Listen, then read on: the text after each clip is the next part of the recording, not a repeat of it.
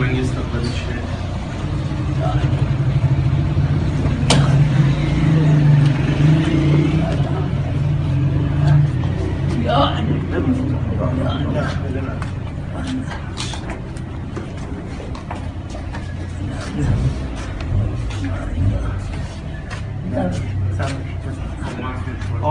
السلام عليكم يا جماعة. عاشوا خوب ان شاء الله. الحمد لله. زحمت کشیدید.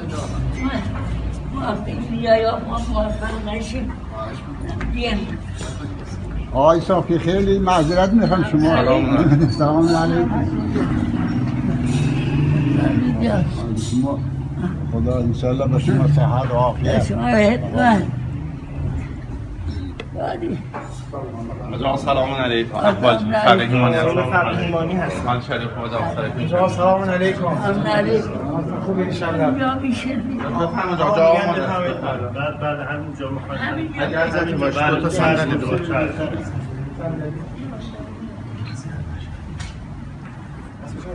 همینجا. بفرمایید چند قدم اینجا کنار بدید اصلا سرما حرم مشرف. قدم زدن خوبه دیگه. اونجا صندلی هست.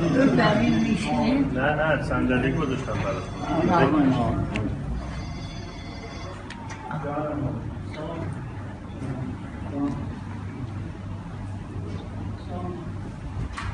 الحمدلله من توفیق پیدا کردم بیا خدا انشالله به شما صحت و عافیت بده.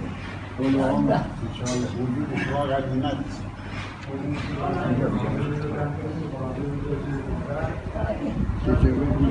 صالح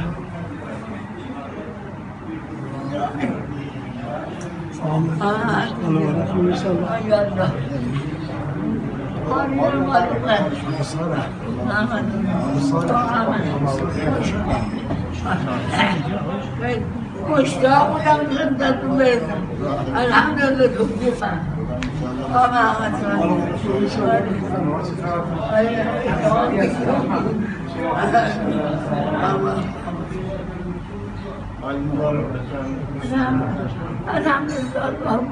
خدا به شما صحت و عافیت. طول عمر انشالله. خوشحال شدم که این توفیق پیدا کردم.